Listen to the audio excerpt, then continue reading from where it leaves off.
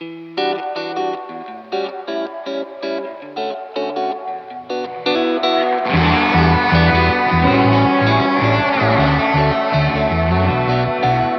friends. Welcome to Season 2 of Bar of the Conference. I'm your host, Derek Scott III. Today's episode is with Christine Flick.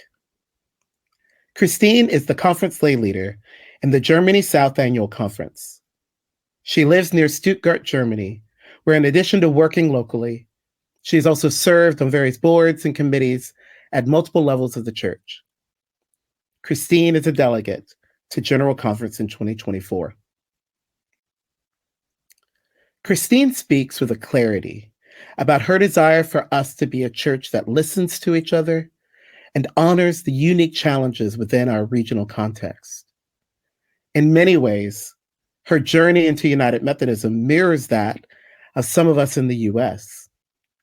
At the same time, it was so helpful to hear her perspective of where we are in the UMC story. I think there are lessons in this episode for all of us who truly want to do the work of holy conferencing. You're definitely going to need that notebook. And a choice beverage will probably be good too. So let's listen to this really informative episode with Christine Flick.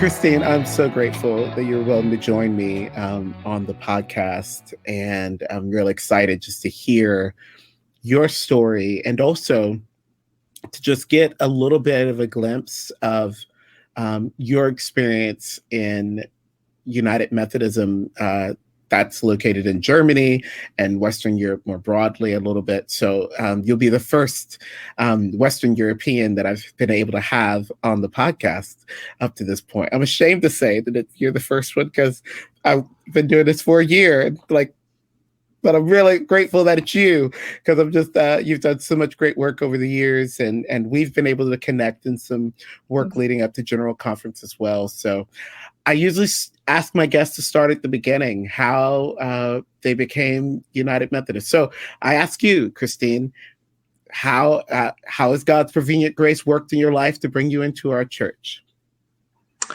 I grew up as in the Methodist Church in the south of Germany. My parents came to the United Methodist Church, and I visited Sunday school, the youth services, all these things. I got my confirmation, and I became member at the age of 14 in the same church. Wow. And can you talk me through a little bit of that? Because I hear you say confirmation. What does that process look like? And hopefully that looks similar to what we do here in the States, but I don't want to assume that. What does confirmation look like in the German context? It's education in Christian education, 2 years in the age of 12, 13. And the end is a worship service with a blessing. Gotcha. Really cool. Yeah. So you joined our church at 14, and I just kind of want to go down that journey a little bit of how 14-year-old Christine eventually becomes deeply engaged as a layperson in the United Methodist Church. So maybe just keep me going a little bit after you joined the church at 14. As I said, I visited all the groups in the church it was in Reutlingen, where also is our theological school is located. But as I finished school and visited university, I moved to another city. I met my husband, and the family of my husband, they didn't visit churches. And these are the years I think from 17, 18 to 25 during my studies. I seldom visited a church. Yeah. I was very in a great distance from churches, and only on Christmas. It was important for me, and I never stopped visiting a worship service on Christmas. Yeah. And as my first son was born, I was 27. I wanted that he learns, he goes to a church, he learns more about Jesus, about God. And there we lived here, where I live today, in nearby Stuttgart, and there was a Methodist church. And for me, it always was the Methodist church. It's interesting, but it always was the Methodist church I felt belonging to. And as Tobias is his name, as he was born, I got in contact with the pastor of the church here. And that was the starting point for us as family. And I took also a very long time off from my job as Tobias was born. And during these years, my pastor in this local church asked me to join some boards in our circuit. I had time, and I wanted to do something besides family. And I love to engage for meaningful services in which I can help shaping something. I ever loved this, and I love it today. And that was my starting point in the ministry of the church. Some years later, I was elected lay delegate to our annual conference, and in the future, things happened. I think you know how it wouldn't go very different in the US. Step by step, you come from annual conference to central conference, or jurisdiction in your case, and general conference services. It was a very fruitful and important way for me. And it was also a very important experience. And there were a lot of things I learned. Especially the service in the general conference and its commissions widened my thinking and my being.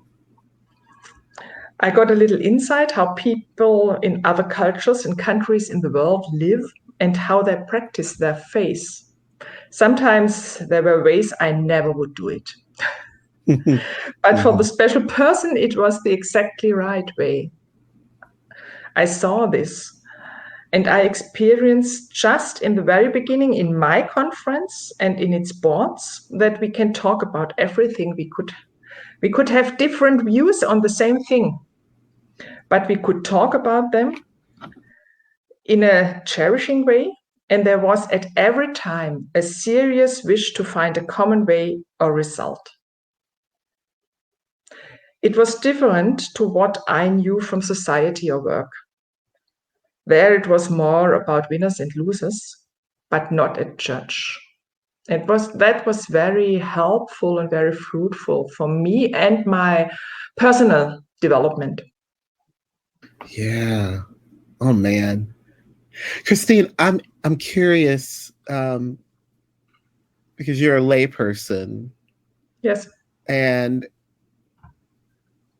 your involvement in not just the life of a local church, but in our institution, probably feels different than it does for clergy.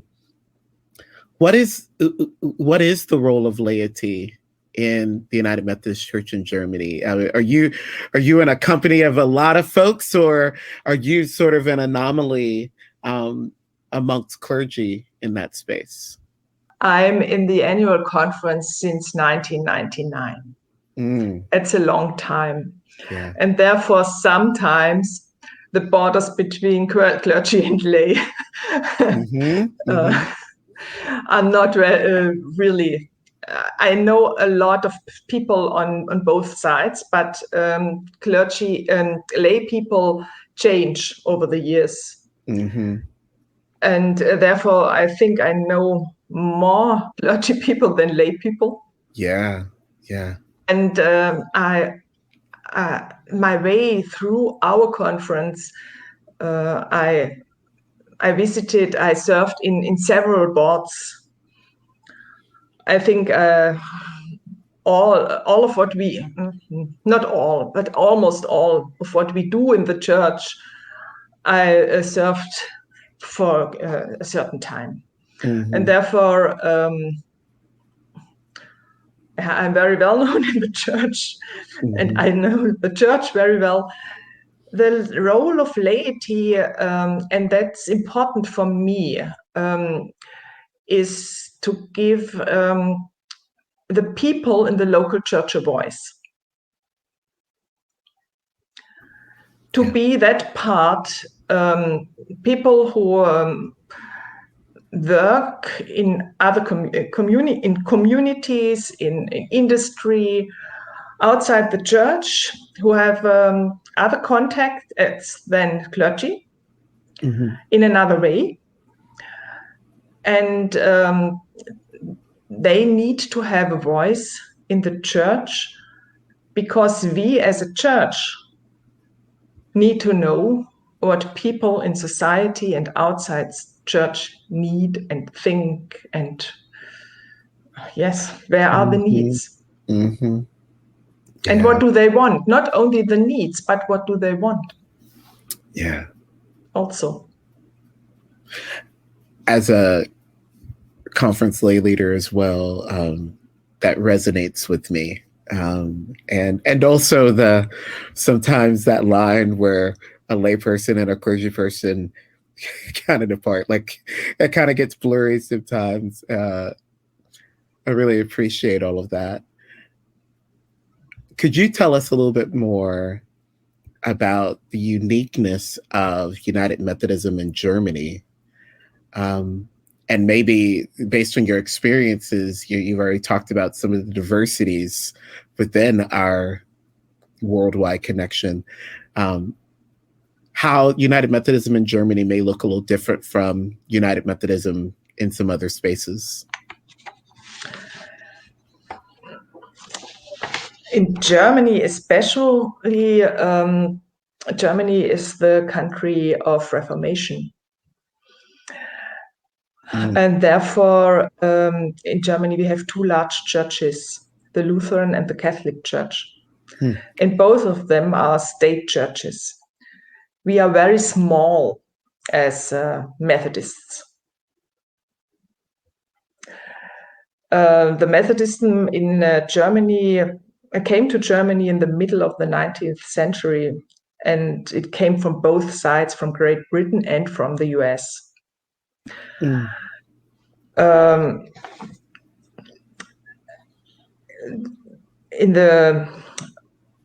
It wasn't, the Methodists were not welcomed by the Lutherans and the Catholics. They were also not welcomed by the Lutherans, because they were seen as invaders and troublemakers. Yeah? At the end of the 19th century, the Wesleyan Methodists of Great Britain and the Episcopal Methodists united to the Methodist Church in Germany. And later on, they were also joined by the United Brethren. And up to now, there's always the large church of Lutheran Church in Germany. And we are a very small church. But in the meantime, we are a very well recognized church. And there are a lot of cooperations with both large churches and a very good ecumenical collaboration all over the Christian denominations, all over them. At the same time, the Lutheran and the Catholics are state churches, and most of the people, if they baptize their children, do this in one of these two churches. That's a sort of tradition. the family is Catholic, and then the child is born, will be baptized Catholic. Mm-hmm. And then they are members of these churches. To become a United Methodist, you need a creed. You have to confess, and that's a bigger hurdle. Mm-hmm. Mm-hmm. Yeah, but even things change, and even in the big churches, people only stay in if they are at home in their church, and if they can identify themselves with what the church is saying and doing. That's a challenge also for us as a little church, but there's always the challenge to be seen as a little church, as a small church. Yeah? Our great opportunity, on the other hand, is our smallness, because we are familiar and people like this. We know each other and we care for each other. We are not many thousand people in a church.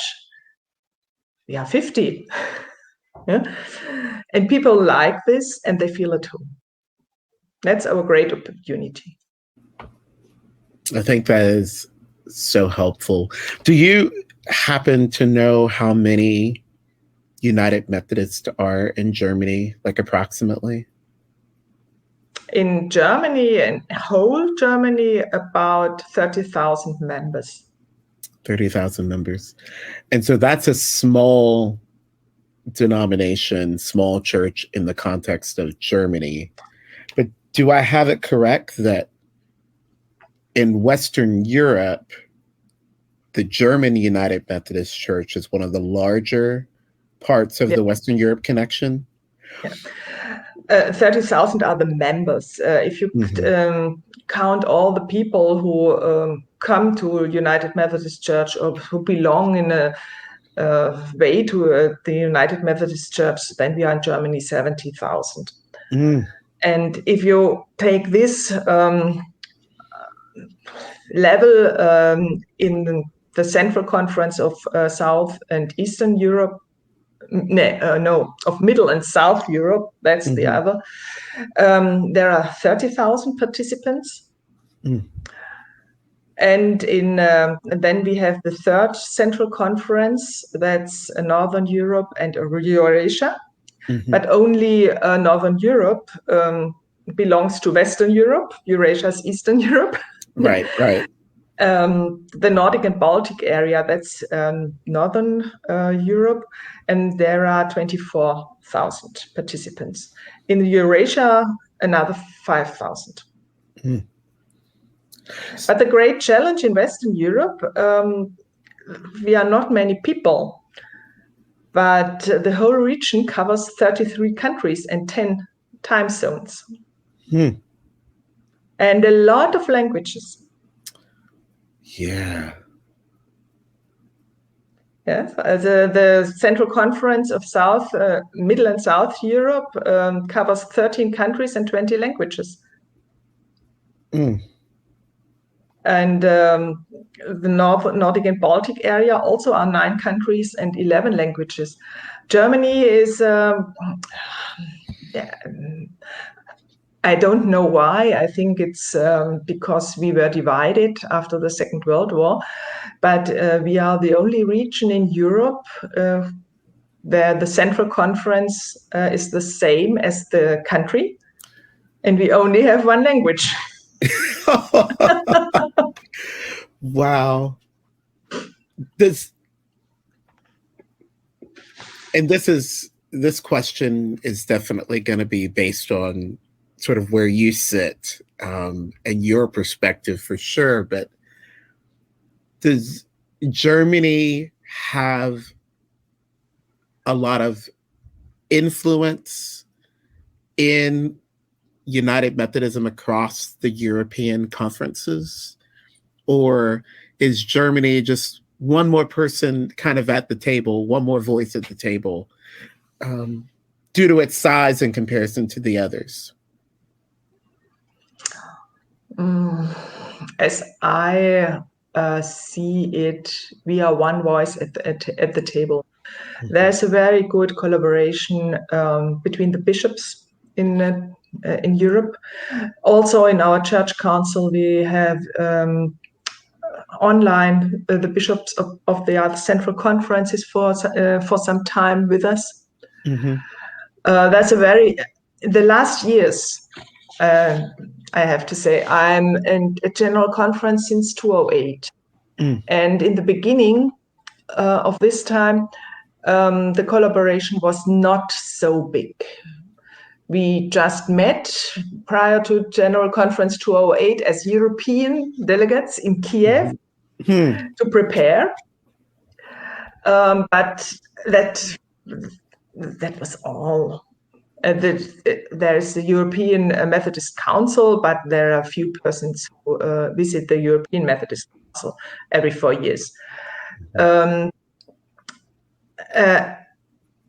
in the last years, as we had so much trouble in our worldwide church, the Europeans came nearer.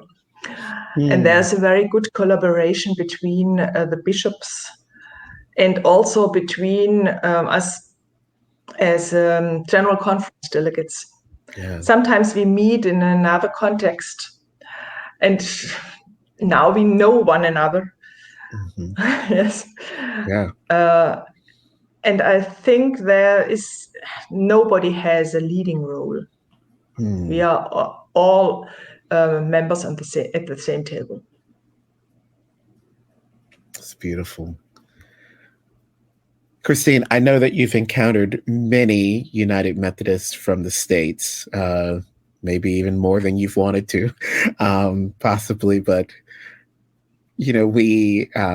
I'll just speak for myself. There are many things that I don't know about our worldwide connection. And when I step into a room with the United Methodists who are not from the United States, there's always some things that they teach me. And I'm just curious, when you've encountered U.S. United Methodists, are there things that you're like, gosh, I wish you understood this about my context. I wish you understood this piece, this environment, this way of seeing the world.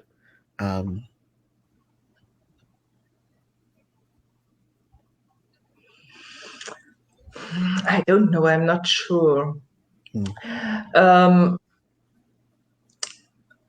We struggle the most with US-centric issues at General Conference. That's a time we don't understand everything. And it's not for us, as we don't understand why we have to vote on things that don't belong to us. Yeah? On the other hand, in Germany, but that's also a special role in Europe. It's not in all parts of Europe the case. We are very independent. We also are financially independent. And we design our church, we live in our church. We don't need to ask anybody. We translate the BOD. Yeah. But we also have the right of adaptation. And we have the context of the two large churches. And we have to apply to legal contexts. And therefore, it's not, we don't depend on the US. And therefore, the question, I wish you would see how we have to work, is not in the foreground. Yeah. On the other hand, Sometimes I think it would be very helpful. People are in the US would know more about the life in the central conferences because it's so different. I didn't know this prior to my engagement in General Conference, but now I'm since 2008. I'm also a member of the Standing Committee of Central Conference Matters, and we visited several times conferences in Africa. We have been to the Philippines, and it's different. It's completely different, and that would be helpful for all of the delegates. It was for me, it was very important. And I think it would be for everybody, it is very important to see the others. Yeah. Yeah. And the church in Africa is growing. And I think we have the same problems in Germany or in Western Europe as you have in the US. Church doesn't interest the people. There's a lack of relevance. That's not the case in Africa. And sometimes people here at my home, they say, why can we do it like the Africans? And we can't do it because we have another completely other culture. Yeah. We can't copy anything. We can't copy the American way of life and way of church life in Europe, and we can't copy the African, and you can't copy ours. We all have to find our own way to the people in our context. And therefore, we need to know them. We need to know the life. Christine, can you tell me a little bit about those experiences that you've had, particularly in your role being on the Standing Committee on Central Conference Matters, some of those experiences across our worldwide connection, some of the ones that kind of stay with you? That's the beginning is the worship service. The way that in Africa, and also Africa is not Africa. There are also different regions and different cultures. Right. Germany is not Germany. Our 3 annual conferences are completely different. But the way they of their worship services are completely different to ours. They're much longer. They're much more vital. More singing. It depends to their culture. It fits their culture. People have a very hard life in comparison to us. We live very, very comfortable if you see how people live in Africa and also in the Philippines. And they say, we are fine. Yeah? The giving is very different. If I see that I experienced this in an African, it was in Zimbabwe, I think, worship. The preaching was about the 10% giving, and people came and brought 10% of things they had the week. One member told us, this week I made some apple butter. I made 10 glasses, and here's one of them. You don't see such things in Germany. Never. Yeah. Well, and you don't really see that in the States either. Not in that way. Wow. Has your appreciation for the worldwide connection increased because you've been exposed to these different ways of being United Methodists across the planet? Yes, of course. I started to understand why a worldwide connection is a good thing. And we always have to discuss this in Germany. Because, as I told, we are relatively independent. Mm-hmm. Mm-hmm. And especially the times around about 2019 and all the issues about homosexuality, there were a lot of people who said we wouldn't have this discussion at home. Why do we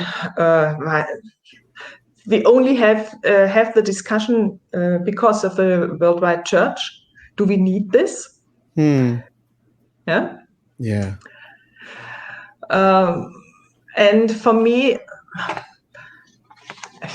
the first time I went to General Conference in 2008, I didn't understand anything. It was completely new for me.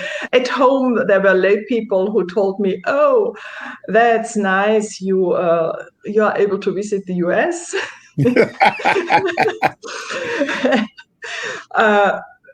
I can't imagine the hard work I have to do.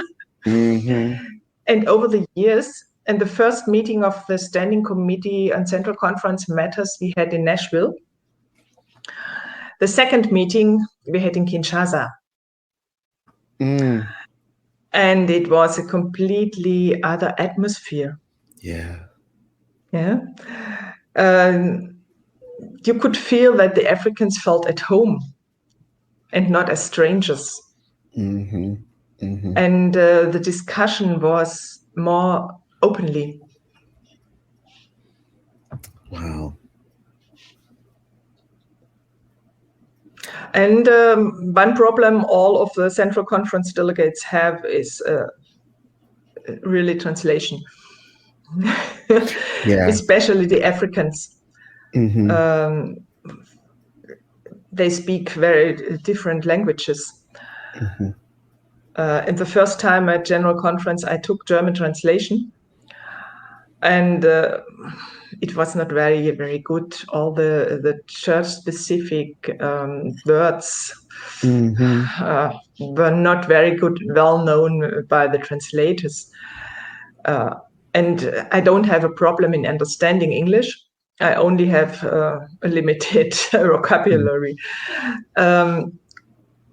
But it is a great difference for all the Africans. And we have big churches in Africa. We have a lot of delegates. Mm-hmm. And it's not possible that they all are so educated in English to follow the procedures. And therefore they have the translation, that's okay, but it strengthens a lot. Yeah. Even with translation. Mm-hmm. And every translation is also interpretation. That is so true. Gosh, what a thought. Why don't we take a quick break?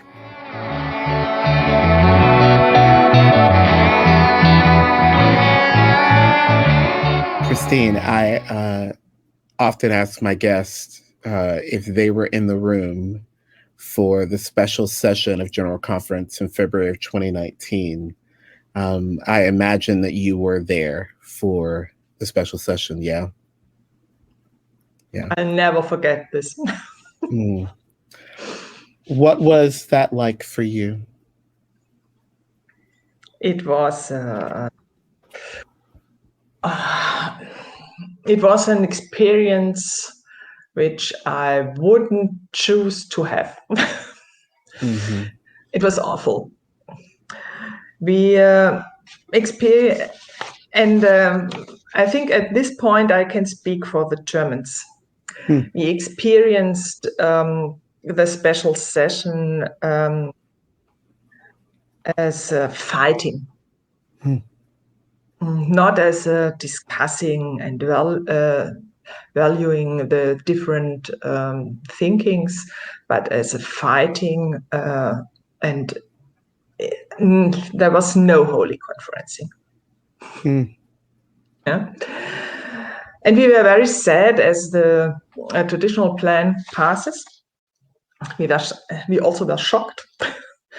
We couldn't imagine that this is really true. Because in Germany, there is no way we would insist and actively examine in the sexual life of our ministers or other people. No way. Even conservative people in Germany wouldn't do so. And we don't want to direct people how to practice their faith or tell them how they have to believe. And that was the core of the traditional plan. Yeah. And therefore it was relatively clear. It was, I can't, after General Conference 2019, I stayed for some days in the US. I had some days off, my sons came, and we spent a week in Florida. And I had, I celebrated my 60th birthday at the 2019 Center. No! Oh no, Christine, no! This was, afterwards, this was the birthday party in Florida. And I had some days, I took the plane from St. Louis to Orlando, and had some days for my own in Florida until my sons arrived the Saturday afterwards. I needed these days to come down, to catch myself again. Yeah. It was like another world I was in. I never had imagined that a church conference can handle things in the ways the 2019 General Conference did this. Wow. And there were and several places in the plenary, there were people who cried. Yeah. And yes, therefore, because I spent some days in the US afterwards, I missed the Church Council in Germany, which met a week after General Conference. Was the regular meeting of the Church Council. And the people in the Church Council decided anonymously not to apply to the traditional plan, even the conservatives. And I remember this very clear. I read it in the news, and I was so thankful of the people in my church. There was a lot of some critics about this decision, because also in Germany there were people who said, how can these few people in the Church Council make such a decision for the whole Central Conference? But in the end, it was the absolutely right way. Because it took us to the round table.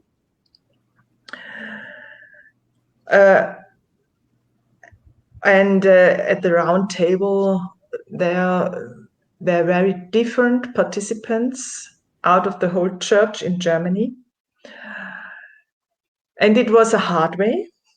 And thanks to our bishop, that he never gave up. But it was a fruitful way for all.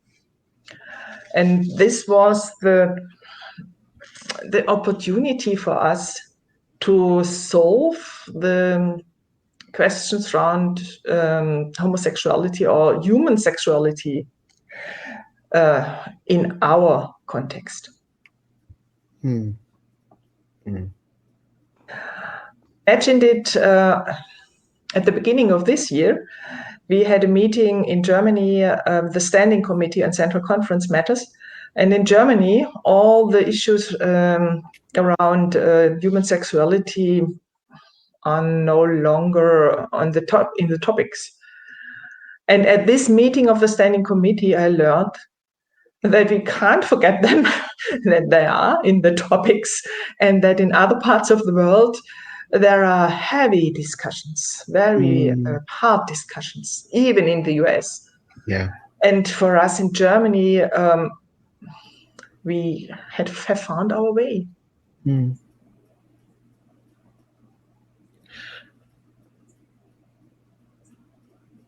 Was it in Germany that sort of a plan to stay together in the midst of different sort of was yes, that's the way. Yeah. We built another group. A group found themselves with all the conservative thinking people, but they stay in the church. They belong to the annual conferences, to the central conference, but all the people who think conservative in this, but I think not only in these issues, can meet people. They have meetings, they have events all over the country.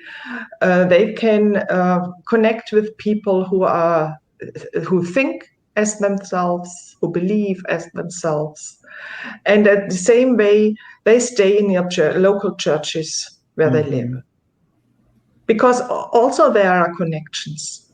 Yeah. Over the years, there are relationships with other people who think in another way. But this was the round table, and the following, it's named Gemeinschaftsbund, is the way we can stay together. Yeah. And everybody has a form where he can feel at home. Yeah. Yeah. So, Christine, if I'm understanding you correctly, in the German Central Conference, you all have figured out how conservatives and progressives and everybody in the middle and all over can be a part of the same church with their diverse views on many things. Do I have that right? Yeah, you have this right, because the core values of our Christianity is not human sexuality. It's Jesus. And we are unified in the core values. It's Jesus and its resurrection. And there we are unified. Yeah. Oh, that's beautiful. So over the last few years, we had the protocol, and then the global pandemic, the launch of the GMC, and we're experiencing thousands of disaffiliations here in the US. Is it, Germany's doing fine and just kind of looking at the US like, what are y'all doing?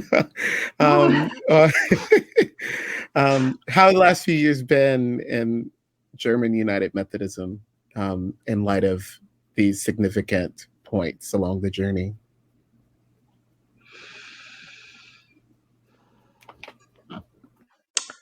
The pandemic was a serious break for all of us, I think.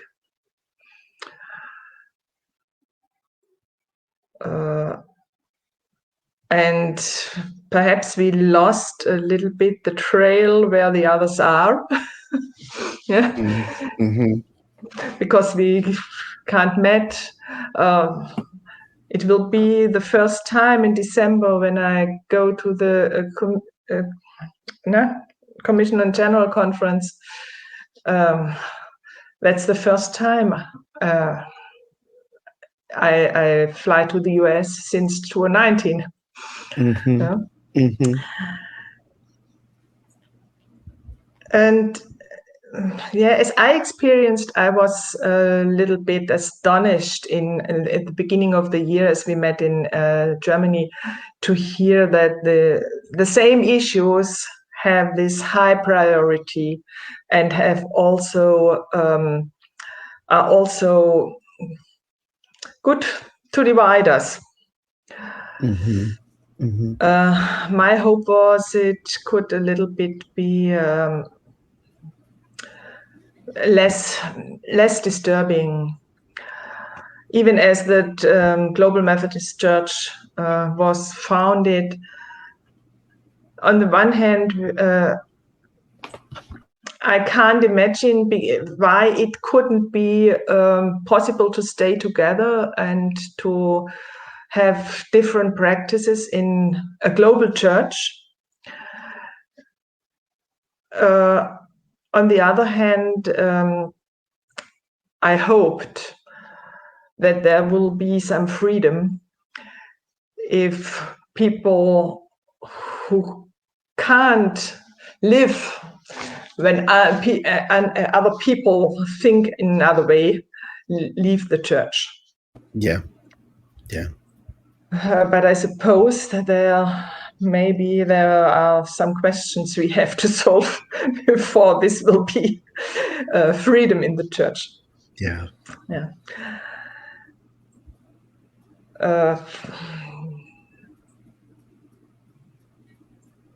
Therefore, the protocol would have been a solution, maybe. Mm-hmm. But there was the pandemic. Now we have the petitions on regionalization. Mm-hmm. And I'm very glad we have them, because in February we said we need something like the protocol, a unique proposal we can talk about and not 10 different.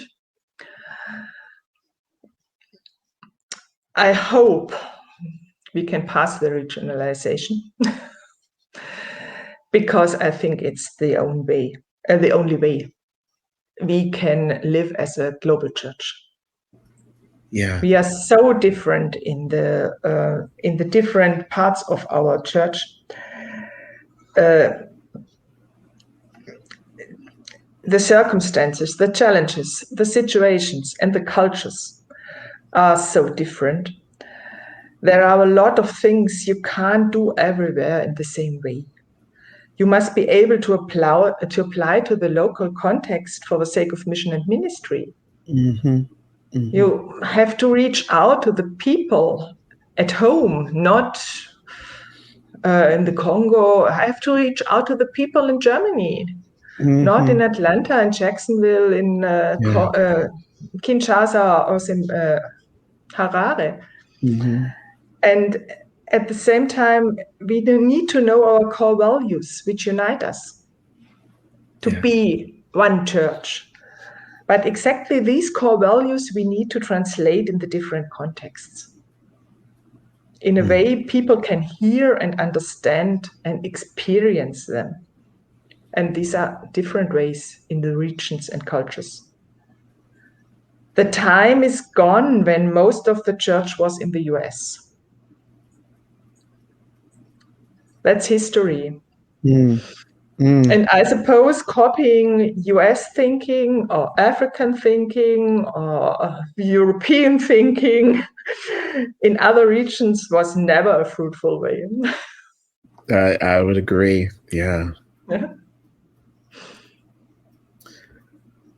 So, Christine, as we're getting closer to General Conference 2020 that will take place in April and May of 2024,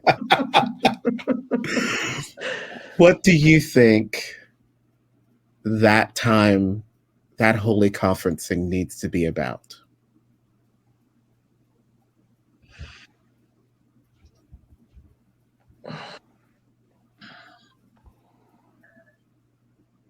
I think we need, in general conference, we need to build bridges and community. We need to talk to one another, to understand one another, and to build the bridges that we can trust one another. Yeah? I know people who don't want to go to General Conference 2024 or to General Conference for another time anyway, because of the experiences of 2019 and the ongoing fights. And we need healing in our conference across the denomination. We need constructive discussions, freedom of thinking, to value one another and the being of one another.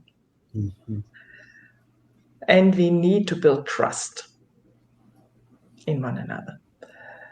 And sometimes I ask myself, at which place, when not in the church, we can build trust and live in the trust in one another. I think that's the example we have to give to the world outside the church. Absolutely. Christine, do you have hope for the United Methodist Church? Oh, yes. I'm a Christian. Yeah. Hope is the last thing that dies. Yeah.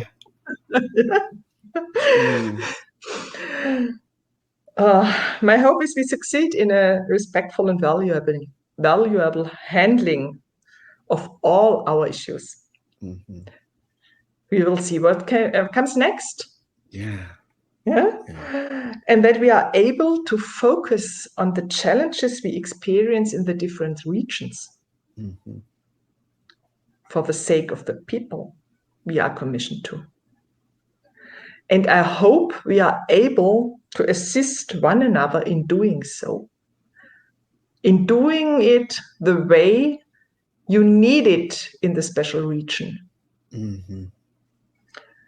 By using the gifts we are blessed with. Christine Flick, I am so grateful for your leadership, for your journey, your example as a lay leader, and all that you have given to our church over the years. And I'm excited that by God's grace, we'll be in the same room in 2024.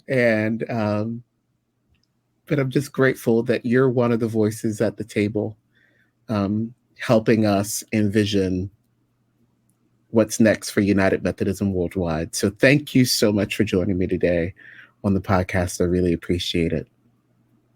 Thank you for the opportunity, Derek. Awesome.